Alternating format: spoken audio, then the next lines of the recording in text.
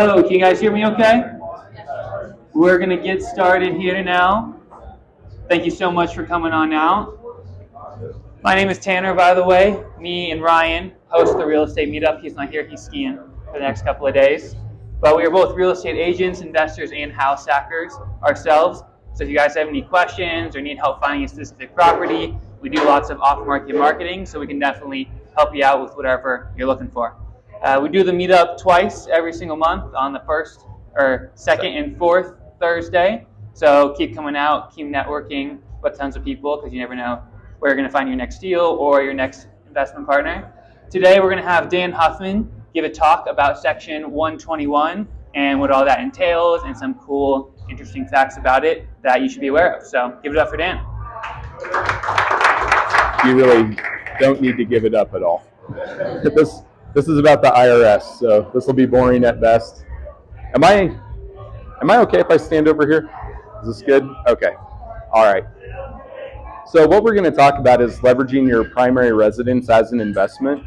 I think this is, if you're on the fence of investing or if you're not sure where to start, I think this is, if an advisor can say safest, I think this is about the safest way to get started. And then just to maximize what you're able to get out of your home and how to do that the most tax efficiently and tax-free way. So, yeah, I am a financial advisor, so I'm not a tax professional, so I have some good disclaimers I always have to give if I talk, so no financial, legal, tax, or accounting advice will be given.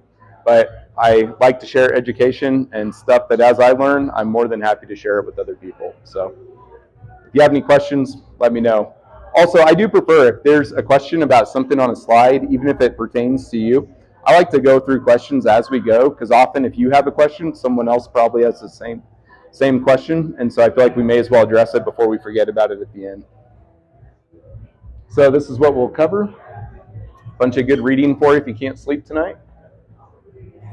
And this is what I've found. And as an advisor, a lot of people don't come to advisors wanting to invest in real estate with the advisor, but my niche is real estate investors. And so I kind of create this, I guess, a lot more. But I'm also very intentional about putting it out there. And so what a lot of people think is that they just have money, they have their income, they have that coming in, and then they're like, well, how do I invest? How am I ever going to save up for an investment property? And so my question is, like, are you already living in an investment property? Can you leverage what you already have as an investment? And I think you obviously can. And so I have some great case studies I'll share with you guys and help you see more what the numbers could actually look like. So Section 121, Tanner called this the 2-5 rule. Is that what you call it? 2 of 5. 2 of 5. Okay, so 2 of 5, I'd never heard that before. It's officially 121. So if you hear 2 of 5 maybe, or Section 121, it's basically how you can sell your primary residence tax-free. So a lot of people have at least heard that that's a potential option, but they don't know how to do it right.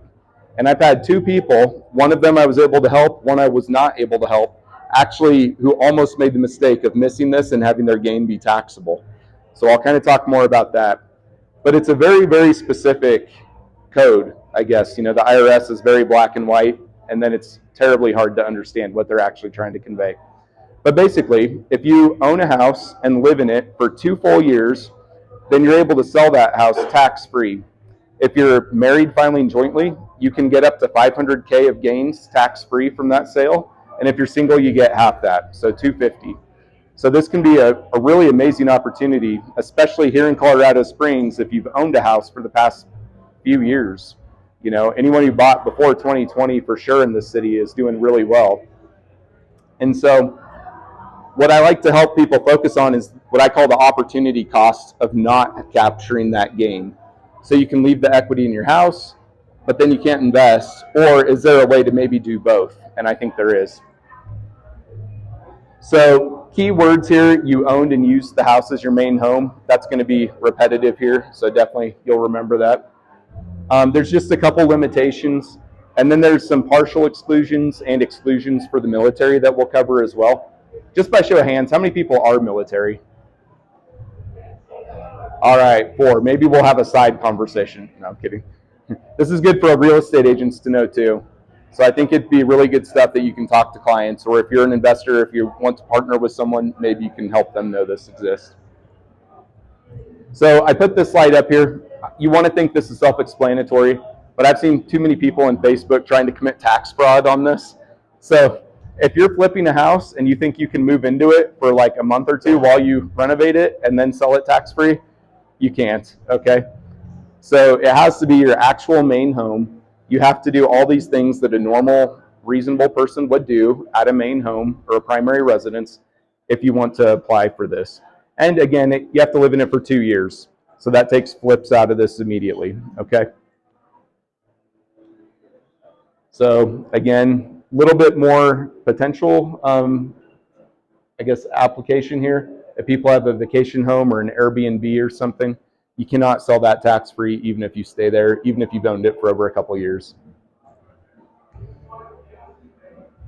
So one potential disqualification a group of investors may have is if you 1031'd into a house and then you think, hey, this is pretty cool, I'd love to sell that tax-free. So I'm going to 1031, I'm going to move in for 2 years, sell it tax-free. Well, the IRS knows that's the case, so there's other provisions we'll talk about called non-qualified use time. But basically, you can't move into it and get this within 5 years. And then if you do later, there's a non-qualified use ratio that you can use and apply. But we'll get to that. So the big thing is, again, must own the home for 2 full years, 730 days. It's very explicit. If you're 729 days, you do not qualify. You pay taxes on the full amount, okay? There's no proration based on being close. It is a check mark, yes or no. Again, the residence test, that's where you have to have had it be your primary residence.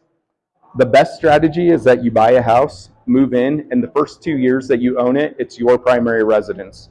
So if you live in it for 2 years, and then like Tanner said, it's 2 of 5, and then you rent it for the next 3, living in it first makes the whole gain tax-free. If you buy a house and you rent it for 3 years, and then live in it for 2, now it's only 40% tax-free. So the order you do this matters big time. So it's always preferable, live in the house first, establish it as your primary residence, and then go on to turn it into a rental if that's the best strategy for you. And then lastly, you can only do this every 2 years. So one of my favorite strategies is to have people start to ladder these.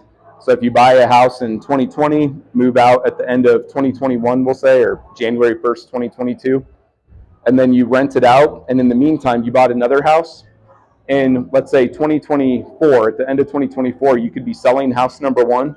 Well, you could also be eligible to sell house number 2 at the same time, but you can't sell them tax-free within 2 years of each other. So you've got to plan that out. So sometimes maybe living in it for 3 years and then renting it for 3, that could help space it out.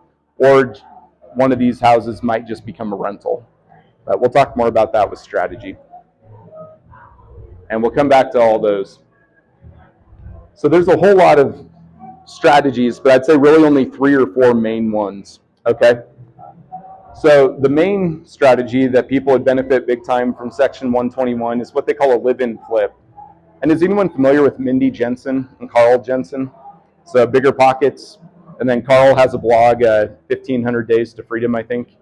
So this is how they built their wealth, was a series of live-in flips. So they would buy a house that was a fixer-upper, they would renovate it. 2 years later, they would sell it tax-free, go buy a bigger house, renovate it even more, and then repeat the process. And then over time, they started to have extra money on the side that they could then invest and partner with other people on other deals. But it's a great strategy. This is the strategy, if I had known this when I was 22, I would probably not be talking to you right now. Or I'd be on a webinar from like Switzerland or something. Great strategy. The second option is what I consider to be just the normal Section 121 exclusion. You just sell your house and get the gain tax-free. You didn't do anything but own it and live in it, basically. The problem is a lot of times markets can be flat, and no offense to realtors, but by the time you pay all your realtor fees and closing costs, you may be flat or even upside down potentially. But on the other hand, there is an imputed rent, and so you did live not for free, but very, very cheaply as compared to if you were paying rent over that time. Yes, sir. To be clear, you don't have to roll the gains in the purchase price. No, you do not. And that's a good clarification. I appreciate you bringing that up. So in the 90s, the old version of Section 121, you did have to take the gain from your primary residence and buy a new primary residence. Now you don't. You just get the gain tax-free, no questions asked. So you could sell the house and move into a Like you could become a renter and you could buy an investment property with that money. There's no restrictions. So thank you. So this is a strategy that I think is probably the best. Everything depends, right? Depends on your situation.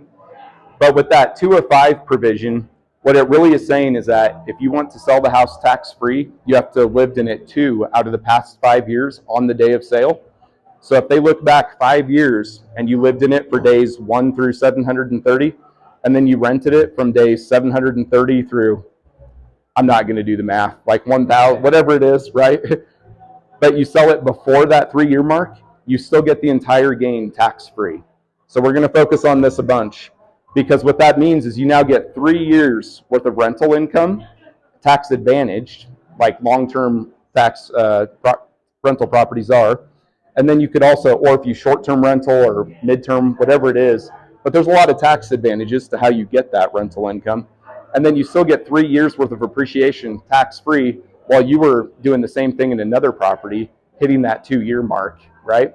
So this is a really powerful strategy to really, I'd say, boost, speed up, whatever you want to call your journey to financial independence.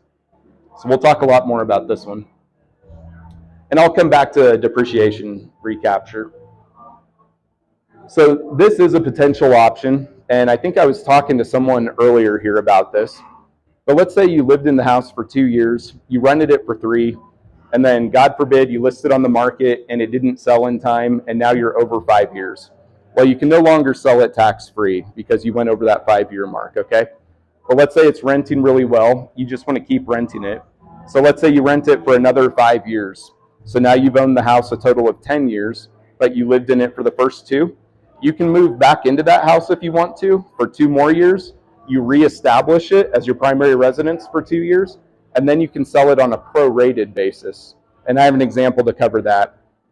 I don't think this would be the best option most of the time, unless perhaps you have a house with a ton of appreciation, and maybe the tax bill would just be too big to actually sell. But again, you could always 1031 that house, or you could potentially do this and get at least 40% of the gain tax-free. So again, I'll have an example coming up there. So these are kind of, I would say, lesser options for the house. Although this combining section 121 with a 1031 exchange, that could be an option for a house hacker. Again, to me, the numbers they're probably not going to add up to where they make sense. But for example, I hope my brother doesn't mind, but he's house hacking right now. So he's renting out about 27% of his property. And so let's say he lives in the house for 2 years and then he wants to sell it. What he could do is, since he's renting out about 27% of that property, 27% of his gain would not be tax-free because that's a rental activity. So if he didn't want to sell that 27% and pay taxes on it, he could sell his portion of the house, get it tax-free under section 121, and then whatever, let's just say for easy math, we'll round 27% to 25%. Let's say he sold it for $400,000. That $100,000 that would be attributed to the rental, he could 1031 that into another investment property. I don't think that would be worth it quite at that level. So on a single family home, I don't really see this going well.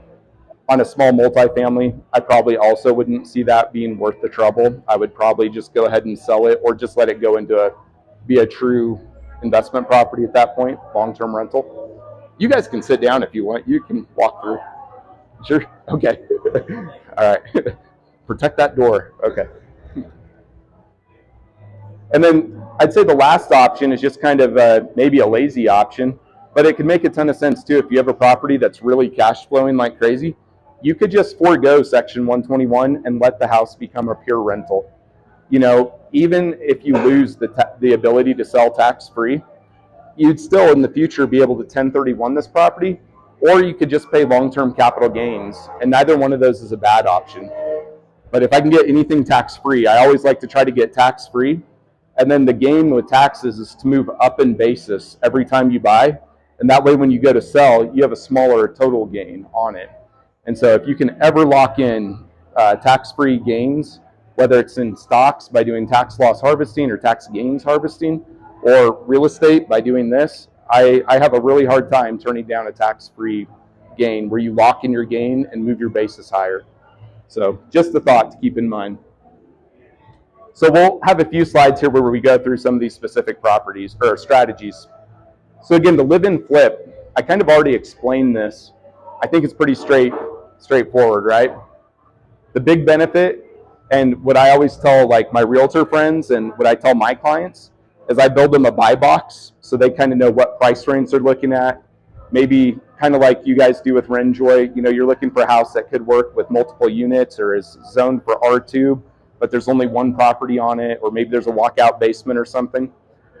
But what I really try to help people do is view buying a home as an investment rather than I'm buying a home that I want to live in. So I'm always talking to people about thinking long term. Buy a house that 90 out of 100 people would want to rent, and then you fix that house up, and then in 2 years now you have options. You can sell it or you can rent it out, but again, you're not stuck. Or you could live there because you just did a good job updating it. So I usually have people look for fixer uppers, and then especially if they can do the work themselves, this is such a savings. So I don't have those skills, but if you do, I am jealous, and you are saving tons of money. At least 50% of the cost, it seems. Any questions or thoughts on live-in flips? All right. So again, this is a strategy I think is, in my opinion, potentially the best bang for the buck and adds the most. But this is where you meet the ownership and the use tests for the 2 years, and then you rent it out for up to 3. So again, it's very, very important you don't cross that 5-year mark, okay? And having said that, like let's say you live in it for 3 and then you rent it. You just can't rent it for over 3 years, right? Because you have to meet that 2 years of the past 5. And then you rent it out. So there's kind of a little, whoops, my bad. I think I'm hitting this, good grief. Okay. The delay is killing me. Perfect, okay. So there's a little timeline there. But again, the bottom line is after 5 years of appreciation, you can still sell tax-free.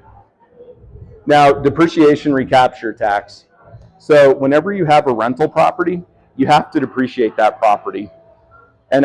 So you don't technically have to, but you should. And when you go to sell it, the IRS will take tax on it as if you had depreciated it. It always benefits you to depreciate it. So don't think that, oh, I'm not going to pay that back, so I'm not going to take it now. They still take theirs. So you have to take it. And this is like a time value of money reason, basically. You want that money now so you can invest it or pay off debt or do whatever. And then in the future, you just want to pay back a little bit in tax. But this is where, if you're familiar with like long-term rentals are depreciated over 27 and a half years, short-term rentals are depreciated over 39 years. So if you have a $390,000 short-term rental, divided by 39, that's 10 grand a year, right? So every year you depreciate 10 grand.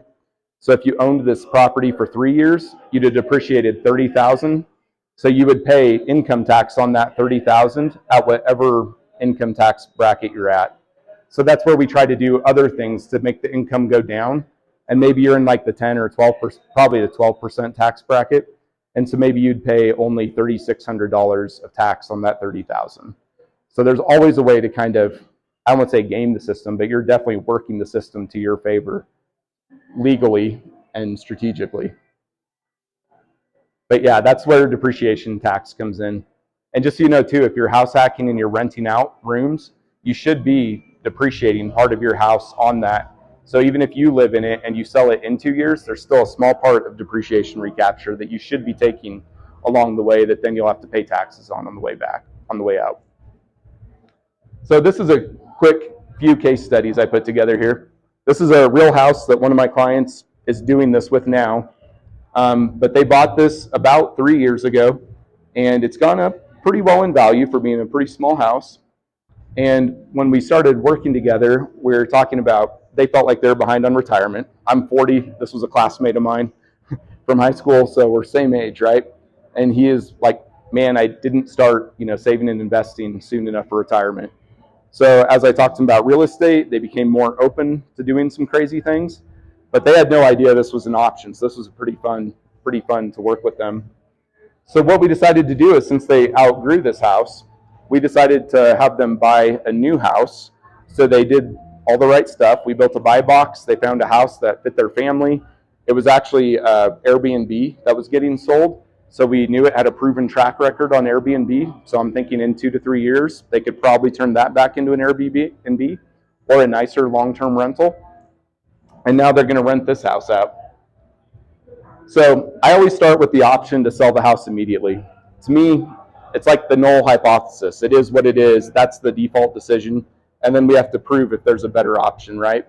So if they were to sell that house today, and this is kind of quick math a little bit, but they would net about $54,500 tax-free. So that's pretty awesome to get that, right? But then what are they going to do with that, right? So we can invest in the stock market. They could buy an investment property, but they've got to buy another house. You know, what would the strategy be? So this is what we talked about. So they've actually listed it now for up to $1,750, and they're getting a lot of traction. So we'll see what it actually rents for, but they haven't quite done it yet. Their mortgage payment's only $1,200. So we're looking at them netting about $500 less maintenance. And it's a pretty low maintenance house. They've lived in it. They've taken good care of it. They've done a lot of updates themselves. So I don't think they'll have a ton. But what we see is that total gain after about 2.75 years, if they get the $16,500 in net rental income, and then if they get the extra $75,000 of gain, they're looking at a gain of $91,000. So if I asked myself, if I had $54,500 today, and in 2.75 years I wanted to turn it into $91,000, what rate of return would I have to get? And the answer is over 21%. That's a pretty dang good deal. And I even used fairly conservative appreciation estimates of just 3%. And right now Lincoln's been going up a little bit more than 3%. But again, this, you saw the house. It wasn't the nicest house in Lincoln, so it's probably going to be a little bit below the average. So that's a really great return on investment. So when I'm thinking about that as an advisor, who I would say my first love was the stock market, I am thinking I could not guarantee that they would ever beat that over a 3-year period. Now, I also can't guarantee they're going to beat that with this, and I do know their actual return is going to be a little bit lower, just because, again, I kind of blended some expenses together and I round some stuff, but I'm still going to be a very solid return, right? And then I'll talk more about Monte Carlo on the next one. So second case study is here. That's, again, their actual house. This is an older couple. They're almost 60, and they have very little saved for retirement. They're a great couple, spent their life in service, but they just have not accumulated very well. And so what we started talking about is, man, they were lucky. They bought their house back in 2015. You know, it's basically doubled in value since they bought it, right? So the question is, can we harvest that and do something more aggressive with it than just letting the house sit on the market? So they have not made the jump yet, but we're in talks about them buying a house this summer and then doing the same strategy as the other couple. So I'm going to just kind of skip through this. But with them in that neighborhood, they could be cash flowing about $1,400 a month on one door. That is way impressive. I might have a hard time ever selling this house for them, right? Like, this might just be a cash cow to keep. But here's how it works. If their house appreciates 3%, I would hope Colorado Springs would be higher, but you never know. You might buy at the time right before Colorado Springs drops. So the higher appreciation markets are also the most volatile.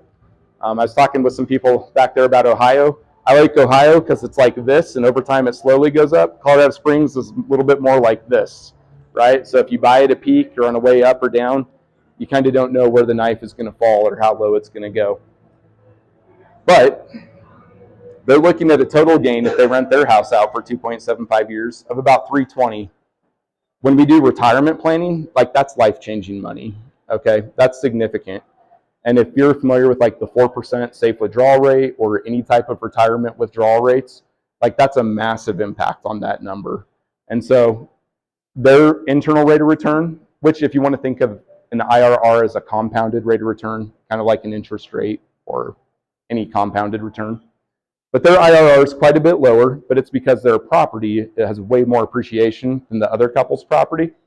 But what was pretty cool is Monte Carlo is a statistical or a mathematical analysis program that runs like 1,000 scenarios. At least the one I use runs 1,000 scenarios, and then it picks out like the median, the 50th percentile scenario, what happened, and then there's like 51 through 75%, and then there's like 49 through 25%, and then there's kind of like the outliers, right?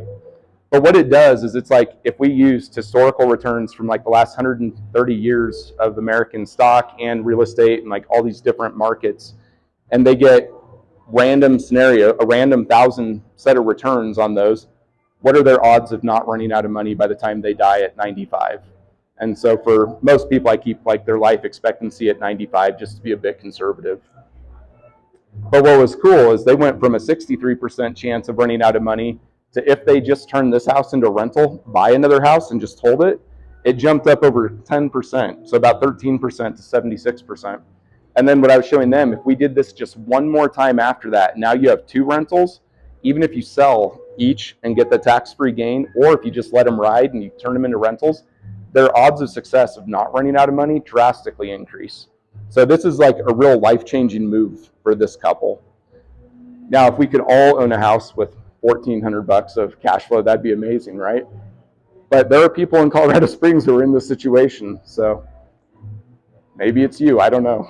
Someone in here. Any thoughts or questions about these 2 case studies? I have a question. Yep. That Monte Carlo thing, are we able to use that ourselves, or is that a special software thing? Unfortunately, it is a special software thing. There's a kind of DIY version called New Retirement. I've never used New Retirement, and I know it has some flaws. It's not as good as the professional software, but it's, I think, good enough for being close. I think they also charge like $100 a month for that, but yeah.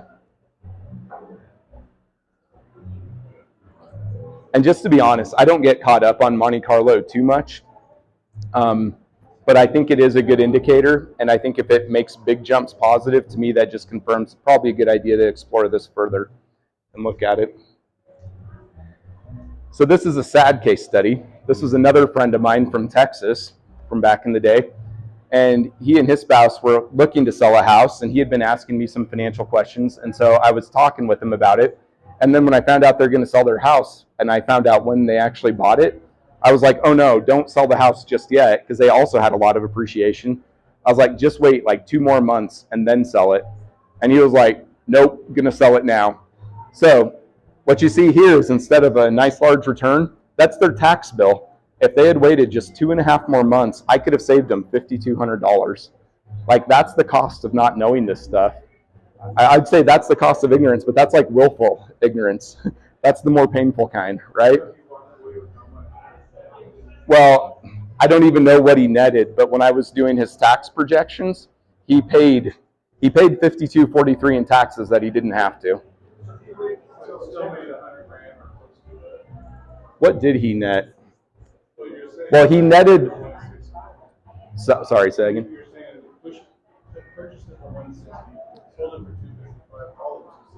Yeah.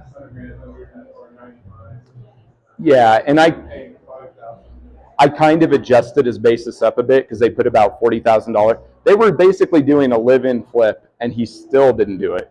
So they put about $40,000 of work into it. So his. You couldn't say, you got 2 months, sell it, make us go 60 days instead of 30. Could have, but he would not do that. So he is, yeah, he is a VA. Maxed out at 160 when he bought it, and luckily sold it within 2 years for $100,000. Who doesn't want that? I know. I paid the $52.43. Well, I guess I was thinking I'd say $52.43 and just wait 2 more months, but yeah. Yeah, no, I mean, they did well, but I guess this is maybe where I'm like optimizing. I'd prefer not to have any of that. Yeah, right. Because, yeah. They closed on 10/20, 2023. You could not have the tax liability, correct? Correct. And they were making about a household income of about 60. So I was like trying every like psychological trick in the book. I'm like, dude, this is like a free trip to Italy for a month, like, and you're making your income. I couldn't do it. I cried. No, I'm kidding. All right, so we've already covered this scenario, but this is where I have the example. So what if you let a house go into a rental and then you want to move back in and try to get a portion of it tax-free? This is something I could see with military folks, because let's say that you were in Colorado Springs years ago, you bought a house, you PCS a few times, you come back to Colorado Springs, and you want to move back into your house. Let's say you do that, you could still then fall back under Section 121 once you meet the use test for 2 more years. But as you can see down here, let's just say this was over a 9-year period.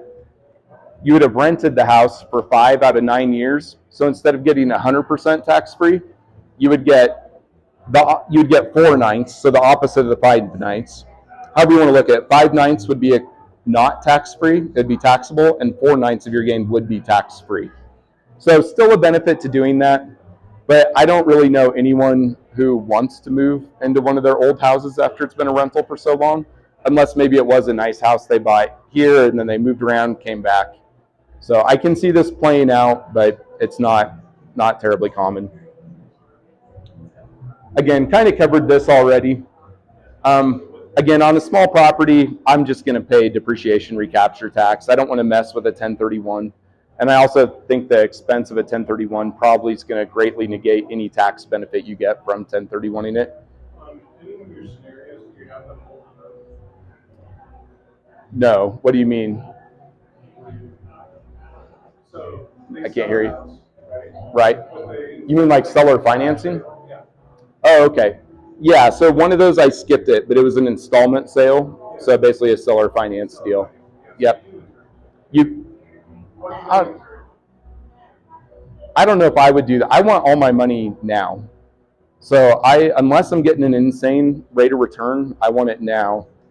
But if I'm going to sell to like another primary, most houses are bought by people looking for a primary. They were going to rent it, right? So they were going to rent it to somebody for $2,600. Yep.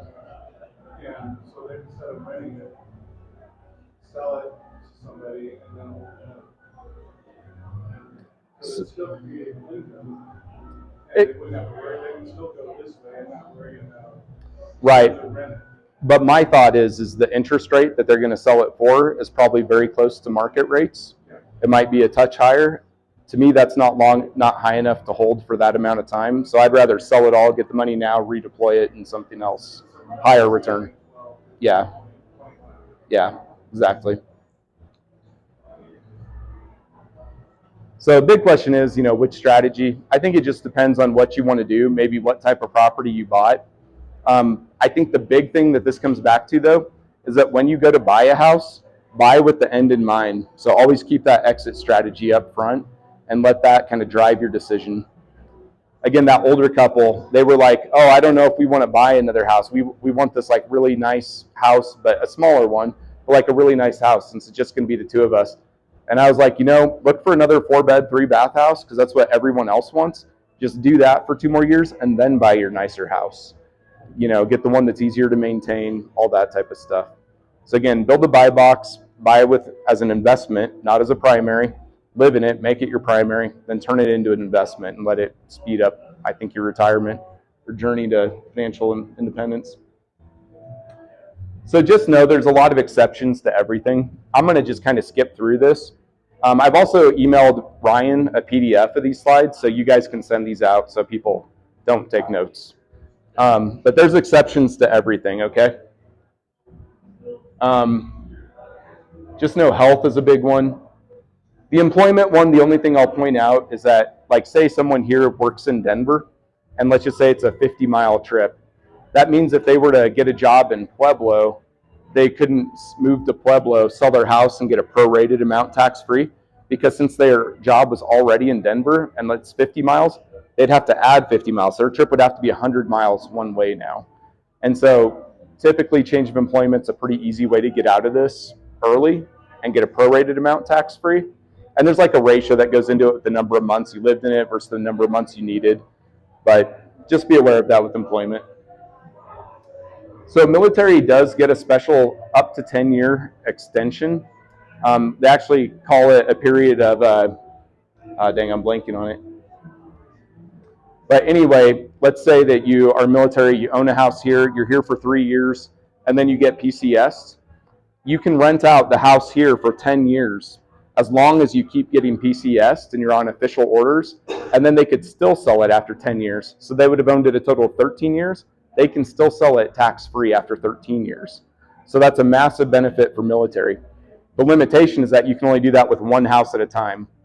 And the word I was blanking on is suspended. So they suspend the 2 out of 5 rule for up to 10 years, so long as you're on qualified extended duty. So if a military person bought a house here, again, lived in it 3 years, rented it out for 10, but then they PCS to, say, Fort Bragg, and they bought another house, and they were there for 3 years, and then they rented it out, that second house they would have to sell immediately, basically at the 5-year mark to still get this. But still an awesome way to at least get one house in a high-growth city, with hopefully tons of appreciation over 13 years. So if you're military and you have specific questions, just let me know. I do have this specific example, but I think I just went over it. So yeah, this is my question. Are you living in an investment property, potentially not realizing it? So if you own a house, I think the answer is yes. Any questions? Or other comments? Yes, sir. Just to mention about multi-unit properties, I know I bought a new question about the April. Considering an owner-occupied property, I was paying the other side the entire time. Yep. So that just amplifies the benefit. You get up to 40 as an owner-occupied property. You can, but that's where the proration comes in. So you couldn't sell it 100% tax-free. So let's say you have a fourplex and you're living in one unit, you would have 20, and you sold it at the end of 2 years, you would get 25% of the gain tax-free, 75% would be taxable. But if that's the case, that could be when a 1031 could make more sense. So you can still buy it under owner-occupied lending terms. Yep. Which is really helpful because that's a lot lower than you would pay for investment. Yep. And in my case, I'm never going to sell it. Yeah. I get such great cash flows out of that house. Sit on it for 40 years. Yeah, and I didn't even mention this, but one of the reasons why I like this strategy is because it's if you're going to buy an investment property, you got to put down about 25%. You also have higher interest rates, right?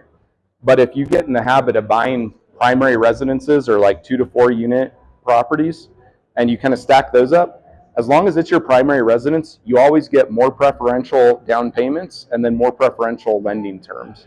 So eventually, you could have a whole portfolio that initially was sold to you at like, the 3 to 5% range rather than like the 5 to 8% range. And you could have gotten in with 0 to 5% down rather than 25% everywhere you go. So it's a very, very powerful strategy. Any other thoughts or questions? All right, appreciate it.